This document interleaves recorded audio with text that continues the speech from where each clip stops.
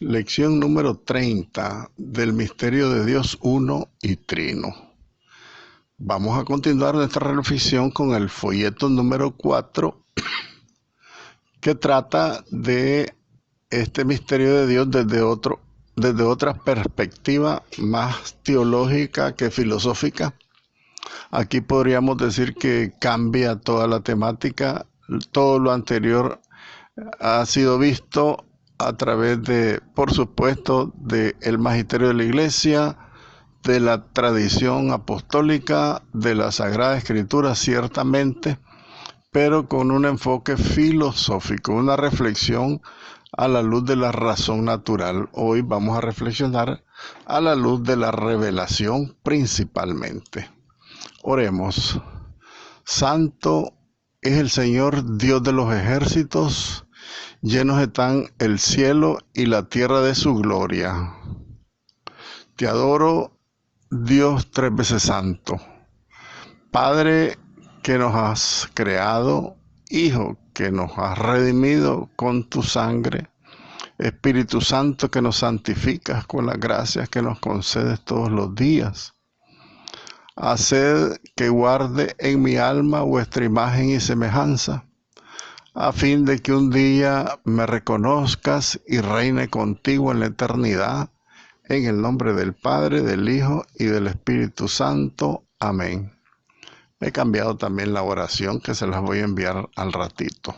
Bien, este cuarto folleto tiene algunas elementos que deseo explicarles, porque vamos a saltearlos, solamente se los he puesto para que ustedes vean la fuente de donde sale esta nuestra investigación del misterio de la Santísima Trinidad.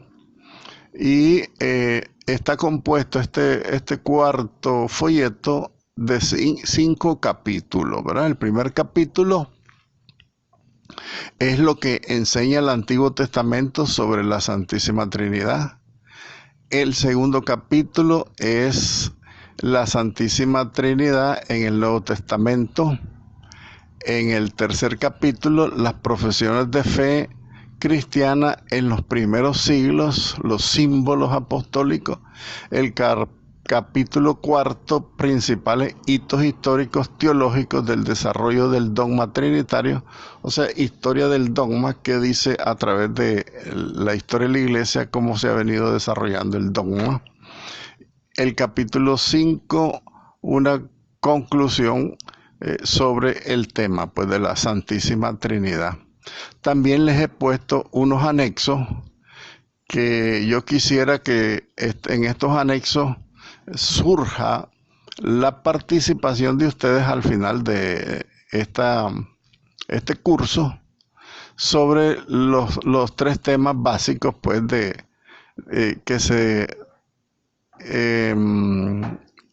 ¿cómo les dijera yo? Que se realizaron, que se estudiaron, 3 temas que se estudiaron en el jubileo del año 2000 sobre la Santísima Trinidad. Alguno de ustedes me exponga conforme lo que les envío, o lo mediten, más que exponerlo, mediten, hagan una meditación sobre el Padre, otro de ustedes sobre el Hijo y otro de ustedes sobre el Espíritu Santo. Esos 3 grandes temas que fueron los 3 años preparatorios para el gran jubileo del año 2000, que el Papa San Juan Pablo II pues nos preparó. Al finalizar, pues, una reflexión sobre la Santísima Trinidad y un glosario que es importante.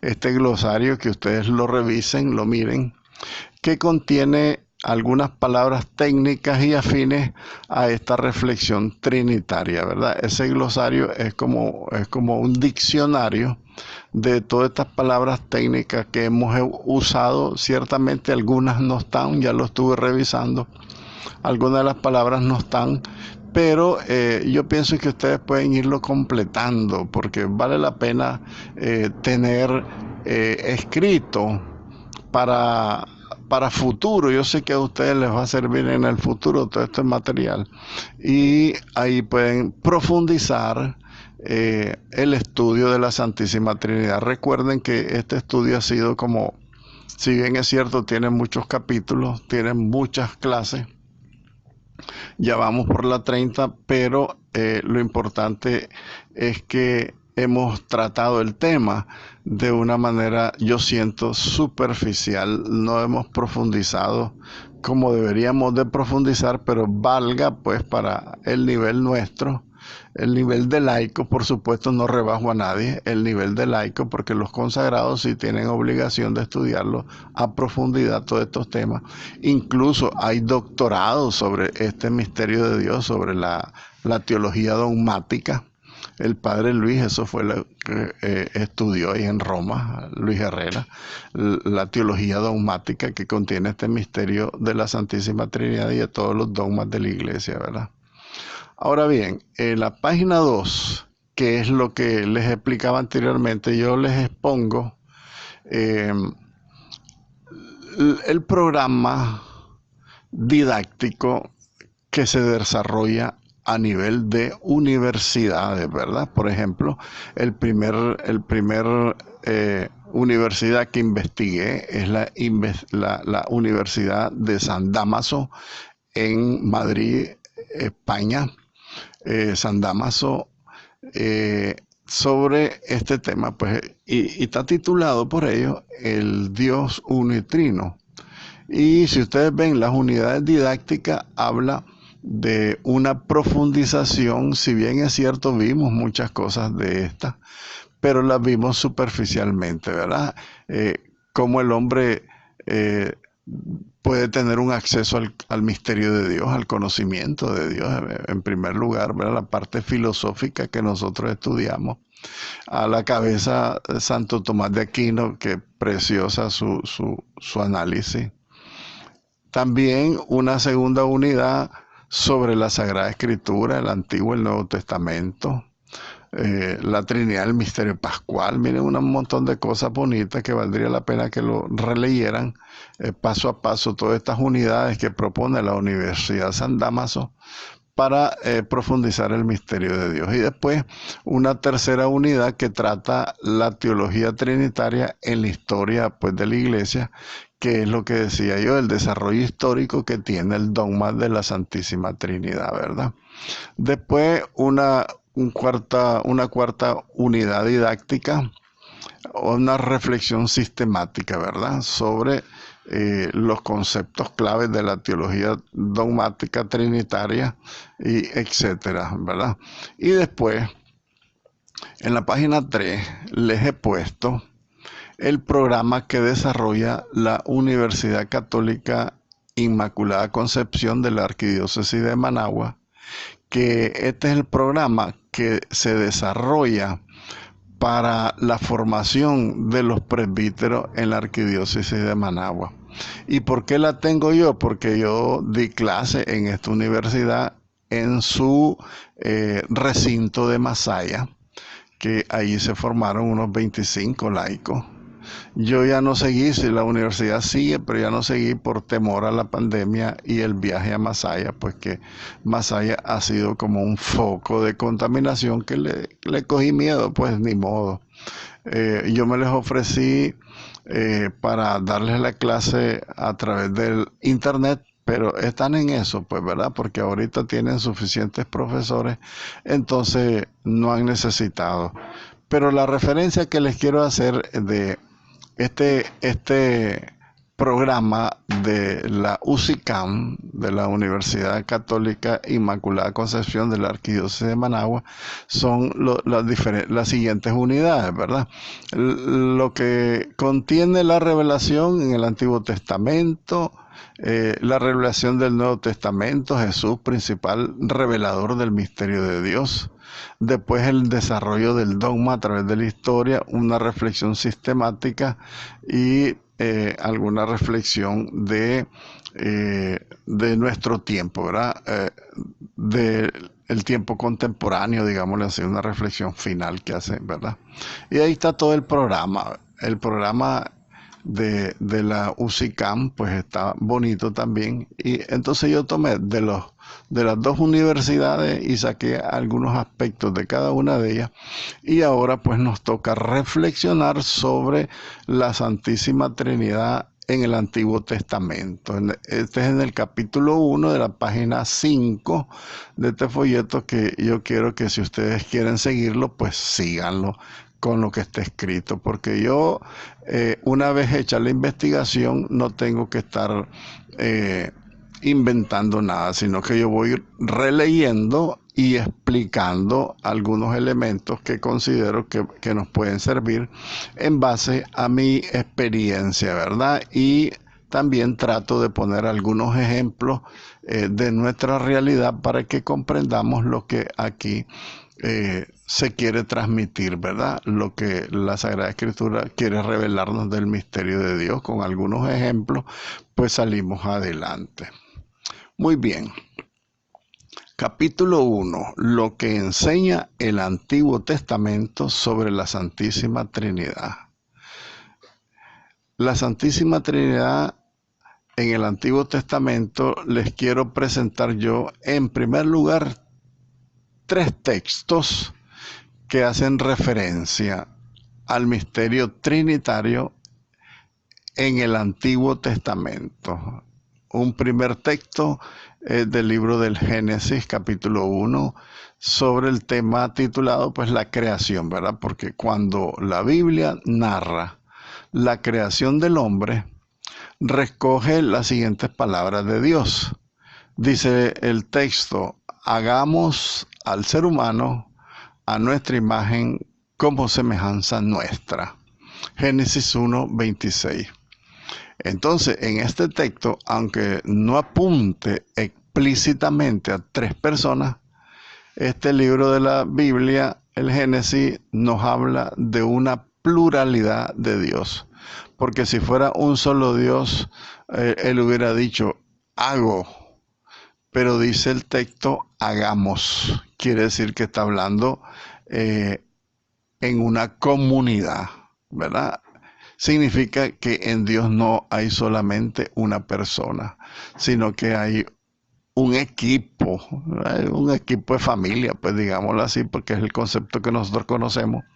La familia es la que está unida y la familia humana es reflejo de la familia y de la comunidad de la Santísima Trinidad, Padre, Hijo, Espíritu Santo, y ahora en el tiempo incluida la Madre, la Reina del Cielo, ¿verdad? También es parte de esa familia divina, sin ella estar incluida en la Trinidad, porque María no calza en la Trinidad, sino que es parte del reinado de Dios en el mundo, en el universo entero, no solo el mundo. Entonces, este texto, les repito, aunque no apunte explícitamente a 3 personas, se refiere que existe una cierta pluralidad en Dios, que no está solo. Dios no está solo cuando en la creación creó al hombre. Un segundo texto, la teofanía de Mambré. La palabra teofanía significa teodios, fanía, manifestación. La manifestación divina de Mambré. Eso lo hizo el Señor con Abraham. En esta ocasión es más evidente la Trinidad, ¿verdad? En esta teofanía de Mambré. Dios se aparece a Abraham en la encina de Mambré bajo la figura de 3 individuos, 3 hombres que se presentaron, ¿verdad? En el Génesis 18 lo podemos ver. Además, cuando Abraham los recibe, los trata como si de uno solo se tratara, ¿verdad? Son 3 personas y Abraham se dirige solo a Dios y le dice: Señor mío, si te he caído en gracia, no pases de largo cerca de tu servidor, dice el Génesis 18:3. Entonces, este texto de la teofanía de Mambré refleja así esa unidad que existe en esta Trinidad, ¿verdad? Porque se presentan 3 personas, 3 hombres ante Abraham, y eso pues es un reflejo más concreto pues de la revelación que hace el Antiguo Testamento sobre estas 3 personas divinas. Un último texto de introducción es el texto de Isaías en el capítulo 6, que se narra la visión que tuvo este profeta acerca de su vocación. La vocación del profeta, cuando estudiamos los libros de la Biblia y principalmente del Antiguo Testamento, ahí vamos a ver la vocación de cada uno de los profetas que escriben los libros. ¿Y qué cosa es la vocación? La forma de cómo Dios lo llamó al profeta. Entonces eso es un poco la narración de la vocación del profeta Isaías, de cómo Dios lo llamó, ¿verdad? A través de una visión en este caso. Y en este capítulo 6, pues de la vocación del profeta Isaías, hay dos alusiones a la Santísima Trinidad. Primero, cuando los serafines se decían entre sí, Santo, Santo, Santo, el Señor de los ejércitos. Esto lo repitieron 3 veces, ¿verdad? Para significar las 3 personas. Esto está en el profeta Isaías capítulo 6, versículo 3. Y un segundo elemento también donde podemos encontrar referencia a la Trinidad en este profeta Isaías es cuando Dios le dice, ¿a quién enviaré? ¿Y quién irá de parte nuestra? Isaías 6:8. Entonces cuando Dios dice a quién enviaré y quién irá de parte nuestra, está hablando de que Dios no es solo, sino que está compuesto de la Trinidad, porque ya hizo referencia pues a la Santísima Trinidad. Bien, veamos el desarrollo de este capítulo primero, que dice ya más concretamente el Antiguo Testamento sobre el misterio de Dios. Bien, la Trinidad es la doctrina fundamental de la fe cristiana. El Dios que es, que crea y que se revela y que salva es el Dios que al mismo tiempo es uno y tres. Fíjense bien, el Dios que es el Dios que existe, el yo soy el que soy. Entonces es un Dios, 3 personas, Padre, Hijo y Espíritu Santo. El cristianismo, por lo tanto, es la religión de la Trinidad, y la Trinidad, más que una doctrina, es el Dios del cristianismo. Más que una doctrina, es una persona. Porque nosotros cuando nos referimos a que la Trinidad es una doctrina, podemos estar hablando muy abstractamente de Dios. Pero la realidad es que Dios es persona, son 3 personas. Y la Santísima Trinidad, las 3 personas divinas, es el Dios de los cristianos. Entonces, a lo largo de los siglos, los cristianos hemos confesado y hemos defendido la fe de este nuestro Dios trino, como dice el credo de Nicea, ¿verdad? Dice el credo del concilio de Nicea del 325, dice, creemos en un solo Dios, Padre Todopoderoso, Creador del cielo y de la tierra. Creemos en un solo Señor Jesucristo, Hijo unigénito de Dios, engendrado del Padre antes de todos los siglos. Y sigue diciendo el credo, creemos en el Espíritu Santo, Señor y dador de vida, que procede del Padre y del Hijo. Con esto entonces vemos que la Sagrada Escritura, la Biblia, nos enseña esta doctrina de una manera clara, aunque no de forma sistemática, porque recuerden que el libro de la Biblia no es un libro que tiene un orden sistemático como la teología, sino que como vino captándole el hombre, así lo escribió por inspiración del Espíritu Santo. Entonces, la Biblia tiene pues esta doctrina, no de forma sistemática, y no le enseña en un solo versículo, y no le enseña en un solo pasaje, sino que la Biblia está toda la revelación en toda la Sagrada Escritura. Y también la Biblia no lo enseña exactamente en la manera en que los teólogos de la Iglesia la han formulado a lo largo de la historia. ¿Verdad? ¿Por qué? Porque el trabajo de los teólogos en la Iglesia es la interpretación y la comprensión a la luz primero de la revelación, pero también a la luz de la razón natural, definir, formular toda esta doctrina que a través de la historia pues nosotros hemos ido recogiendo como revelación del misterio trinitario. Ahora bien, lo que la Biblia enseña más bien es la Trinidad en acción. Y de esto hay evidencia abundante en la Sagrada Escritura. Porque la Biblia nos muestra a un Dios que actúa, una Trinidad que actúa, ¿verdad? En acción, haciendo todo lo que la Trinidad tenía proyectado, ¿verdad? Entonces, la Santísima Trinidad en acción la podemos contemplar, por ejemplo, en el Evangelio de San Mateo 3:13, Mateo 28:18, segunda carta a los Corintios 13, la primera carta de Pedro capítulo 1, el Apocalipsis también capítulo 1.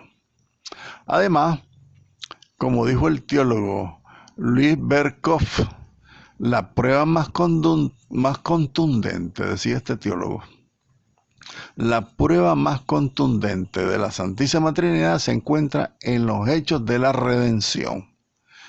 ¿Y cuáles son los hechos de la redención? Que el Padre envía al Hijo al mundo y el Hijo envía al Espíritu Santo de parte del Padre y del Hijo. O sea, el Evangelio trinitario. Así le podríamos llamar a todo el Evangelio, pero no solamente en un pasaje o en un versículo, sino que en todo el Evangelio.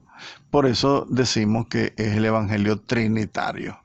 Es trinitario el Evangelio, porque contiene la revelación más clara y específica de ese misterio trinitario en Dios.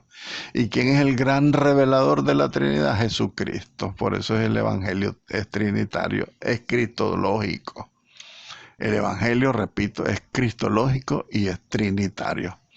Pero esa prueba y esas evidencias, por contundente que sean, de los evangelios aparecen solo en el Nuevo Testamento, ¿verdad?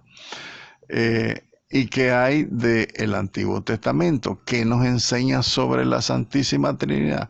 Recordemos que el Antiguo Testamento nos irá revelando poco a poco ese misterio, no de una vez, sino que poco a poco, a través de sus acciones, el Antiguo Testamento fue revelando la Trinidad. Pero veamos qué dice el Antiguo Testamento. El subtítulo, la unidad y la pluralidad en Dios, revelado en el Antiguo Testamento. Dice que la Santísima Trinidad está presente y activa en el Antiguo Testamento, pero por así decirlo, está velada, está como un velo, está medio tapada esta revelación del Antiguo Testamento sobre la Trinidad. Con todo esto, el Antiguo Testamento sienta la base, ¿verdad?, de esta doctrina que nosotros tenemos. De hecho, los fundamentos que establece son esenciales para la doctrina que el Nuevo Testamento manifestará en plenitud, ¿verdad? Hay como anuncios, hay como figuras de esta revelación en el Antiguo Testamento y que se manifiestan en plenitud y abiertamente en el Nuevo Testamento. Tenemos que decir entonces que desde el Antiguo Testamento vemos que Dios crea por medio de su palabra y da vida por medio de su espíritu. En este contexto están las tres personas. Dios es el creador. Su palabra es Jesucristo. Su palabra es creadora, es la que realiza la creación, porque todo, dice el prólogo del Evangelio de San Juan, porque todo fue hecho por Él y para Él, y sin Él no se hizo nada, cuando habla del verbo de Dios. Porque cuando decimos la palabra de Dios, estamos hablando del verbo de Dios. ¿Y cuál es el verbo de Dios? El verbo encarnado, Cristo Jesús. Y también vemos que en el Antiguo Testamento también se revela que Dios da vida por medio de su Espíritu. Empecemos a ver textos. En términos generales, entonces, el Antiguo Testamento enseña que hay un solo Dios verdadero. Eso es de verídico. El Éxodo capítulo 20, versículo 3 y el profeta Isaías en el capítulo 44. En aquel Shema Israel, escucha Israel, es el primer anuncio directo de la revelación de Dios, que Dios es uno solo. Escucha Israel, Dios es uno solo, dice el Éxodo 23. Ahora bien, de hecho, en vista del politeísmo que prevalecía en los pueblos que rodeaban al pueblo de Israel, entonces gran parte del Antiguo Testamento tiene como fin recalcar esa confesión de fe del pueblo de Israel de que el Señor es uno, dice el Deuteronomio capítulo 6 en el versículo 4 y 5. Ahora bien, este Dios que uno, este Dios no es abstracto en el Antiguo Testamento, no es uniforme ni es unidimensional. Al contrario, en el Antiguo Testamento se nos presenta como un Dios vivo cuya vida es abundante y plena. Además, desde el principio y a lo largo de la narrativa bíblica del Antiguo Testamento hay muchas sugerencias de una cierta pluralidad en Dios. Por ejemplo, el diálogo interno de Dios en la creación del hombre. ¿Y cuál es ese diálogo interno de la creación del hombre? Dice el texto del Génesis, hagamos al hombre a nuestra imagen. Está hablando de varios, no solo un Dios. El ángel del Señor, quien se distingue del Señor y no obstante tiene su autoridad, del Génesis 16. El Génesis 18 en la teofanía de Mambré con Abraham y en el Éxodo capítulo 3. Y también la palabra o la sabiduría de Dios a la que se le atribuyen características divinas, ¿verdad? Estamos hablando, ¿cuál es la palabra de Dios? La palabra de Dios es su verbo y su verbo encarnado es Cristo. Y también habla pues de la sabiduría de Dios, ¿verdad? Esto está en el texto pues del Antiguo Testamento de los Proverbios, el capítulo 3, versículos 19 y el capítulo 8. Bien, otro subtítulo. El principio triple en la creación y en la redención. Recuerden que la redención es la gran manifestación de la Santísima Trinidad. Bien, en la creación, Dios crea por medio de su palabra y da vida por medio de su espíritu. Si leemos con atención, podemos observar entonces esto desde el mismo comienzo. Cuando Dios dice, entonces dijo Dios, sea la luz, y hubo luz. En el Génesis 1:3, ¿verdad? En el resto del capítulo, el primer capítulo, en términos más específicos, el Antiguo Testamento manifiesta una especie de principio triple en la creación y en la redención. Aquí nos basamos en la reflexión del teólogo Hermann Bavinck. Según este teólogo, la manera en que Dios actúa en la creación o en la revelación común y en la redención o revelación especial sigue este principio triple, lo cual a la vez apunta a su naturaleza trinitaria y divina, por supuesto. ¿Cómo podemos entender esto?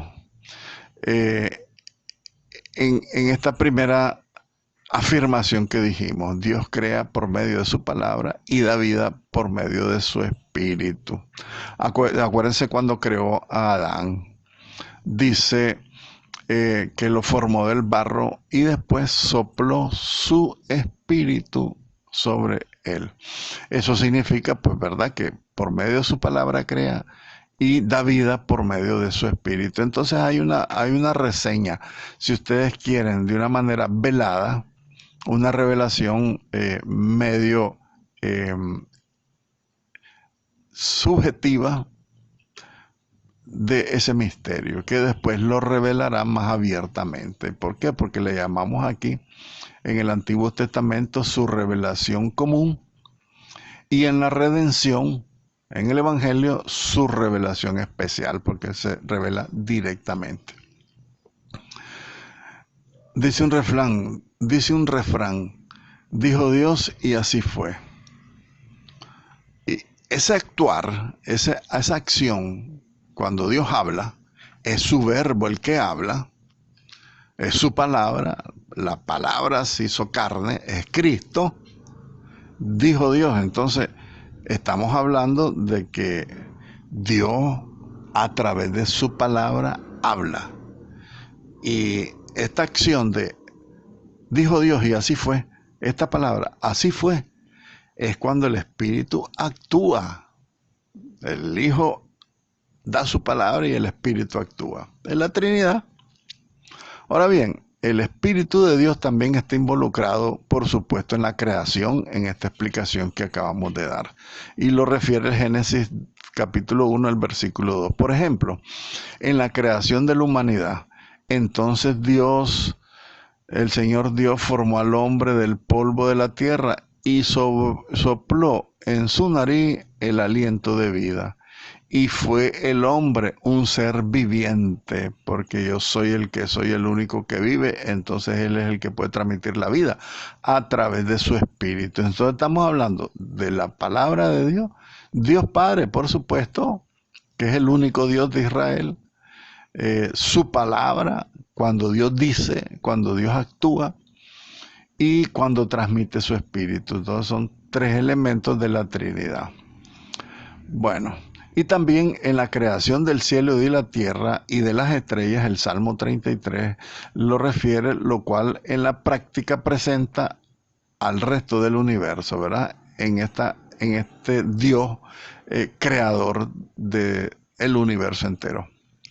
Entonces, como se puede notar, en el libro del Génesis, capítulo 1, capítulo 9, capítulo 11, capítulo 15, capítulo 24 del Génesis, podemos notar toda esta acción de Dios. Dios habla y la creación es hecha. Su palabra es su poderoso agente creador. Y su espíritu es su poderoso agente vivificador. Da vida, hace y da vida, redime, porque por Cristo se hicieron todas las cosas y Él redime todas las cosas. Bien, conocemos al Dios Trino no porque lo encontramos en un diccionario, sino porque lo vemos actuar en la historia humana para nuestro bien y para nuestro gozo eterno. ¿Y cuál es el sentido que tiene entonces esta intervención divina en la historia humana? Nuestra historia de salvación. ¿Por qué? Porque Dios actúa, viene a nosotros, no lo encontramos en ningún diccionario. Dios no es abstracto, no lo encontramos en el libro. Sin embargo, está en la Sagrada Escritura, por supuesto, pero no lo encontramos más que actuando en la historia humana, siendo el artífice de la historia de la salvación. ¿Y por qué hablamos de la historia de la salvación? Porque sin Dios la historia humana llegaría a su decadencia y a su final. Y recordemos que la historia de la salvación será plena en el cielo. Ahí veremos todos los frutos de esta historia salvífica a la que Dios se nos hizo caminante con nosotros. El Espíritu Santo se distingue de la palabra al hacer presente a Dios en la creación, sosteniendo y embelleciendo lo que Él ha creado, dice el Salmo 139 y el Salmo 104. ¿Verdad? Que su Espíritu también es el que sostiene la creación. Es la providencia divina, también podríamos agregarle como un atributo al Espíritu Santo. Ahora bien, en la redención, que es la revelación del Nuevo Testamento, Dios se revela objetivamente por medio de su palabra y subjetivamente por medio de su espíritu. Ahora bien, en vista de la caída, a causa del pecado, la caída de Adán y Eva, ¿verdad?, del hombre, a causa del pecado, Dios revela a la humanidad sus propósitos bondadosos de salvación por medio de su palabra, ¿verdad?, principalmente en las promesas a los patriarcas y en la ley de Moisés. Recuerde que hay un primer anuncio redentor en el mismo momento de que el hombre cae en pecado. Adán y Eva, que caen en pecado y son expulsados del paraíso, inmediatamente Dios les hace una promesa. ¿Y qué cosa es esa promesa? El primer anuncio de redención. Y esto lo dice en Génesis 3:15, que dice, cuando está hablando a la serpiente, le dice a la serpiente: pondré enemistad entre ti y la mujer, entre tu linaje y el suyo, el linaje de la mujer. Este linaje de la mujer, te aplastará la cabeza cuando tú quieras herirle el talón. O sea que el demonio no puede tocarlo al descendiente de la mujer. ¿Y cuál es el descendiente de la mujer? El verbo de Dios encarnado. Entonces, en vista de esa caída, en atención a ese pecado, Dios, que quiere rescatar al hombre con sus propósitos bondadosos de salvación, entonces hace promesas, ¿verdad? A partir del Génesis, también las promesas a los patriarcas, la misma ley de Moisés, ¿verdad?, en el Génesis, y en el libro del Éxodo, en el capítulo 19, también podemos ver un poco esas promesas redentoras de Dios en el Antiguo Testamento. Ahora bien, interesantemente, la revelación de Dios siempre viene por medio de intermediarios, ya sean ángeles o seres humanos. Por ejemplo, el ángel del Señor, Moisés, es una persona, el ángel del Señor que se le presentó a Abraham, los profetas, todos son ángeles o seres humanos que por medio de los cuales Dios se ha ido revelando. Ahora bien, en este sentido, la revelación es objetiva. Es decir, las promesas y los anuncios en el Antiguo Testamento de las acciones de Dios vienen de manera externa. O sea, le vienen desde fuera al hombre, al ser humano. Quiere decir que nos vienen de Dios. Por eso son revelaciones objetivas. Por su parte, la revelación subjetiva o interna, esa revelación viene mediante la acción del Espíritu de Dios. O sea, es lo que nosotros captamos en nuestro corazón, en nuestra alma y en nuestro ser. La revelación objetiva, entonces, son las palabras y el contenido propiamente de las acciones de Dios. Y la revelación subjetiva es lo que por el Espíritu Santo llega a nuestro corazón. Aquí no estamos hablando de una voz divina interior que es superior a la Biblia. No estamos hablando de eso, de lo que hoy podemos conocer las revelaciones privadas. No estamos hablando de eso. Estamos hablando de otra cosa, porque a veces las revelaciones privadas, hoy, por un falso espiritualismo, un milenarismo y por otros errores de espiritualidad, la gente revela mensajes, los grupos revelan mensajes y a veces quieren hacer ver que son superiores a la Biblia. Y recuerden que la revelación plena de Dios es la Sagrada Escritura. Entonces, ¿cómo es esta revelación subjetiva que estamos hablando a partir del Antiguo Testamento? Es que estamos hablando de la regeneración o del nuevo nacimiento por la obra del Espíritu Santo que dice el Evangelio de San Juan en el capítulo 3, en aquel encuentro que tuvo Jesús con Nicodemo, ¿verdad? El que no nace del agua y del Espíritu. Esa es la voz interior por medio de la cual nosotros podemos conocer el contenido de la revelación y no inventar alguna voz divina que escuchamos en el interior nuestro y que a veces la falseamos, porque a veces queremos hacer ver que esa revelación particular que uno tiene es más que la palabra de Dios, y no es así. Lo dice el Papa Benedicto muy claramente en el numeral 13, creo que es, o 14, de su exhortación apostólica Posinedal Verbum Domine. Acuérdense del sínodo de la palabra de Dios, donde el Papa Benedicto habla de que la revelación plena es la Sagrada Escritura. Y las revelaciones privadas, sin despreciarlas, dice el Papa, hay que analizarlas. Entonces, de este hecho que revela Jesucristo a Nicodemo, que el nacimiento debe ser por obra del Espíritu Santo, en esto hay indicios a lo largo del Antiguo Testamento. Por ejemplo, el pueblo de Israel había recibido la revelación de Dios de forma externa, ¿verdad? Por un ángel o por un hombre, un profeta, etc. Pero no bastaba con esto. Además, necesitaba recibirla en su corazón, en el interior. Por eso decía el Antiguo Testamento: Shema Israel, escucha Israel, Dios es uno, adorarás, amarás.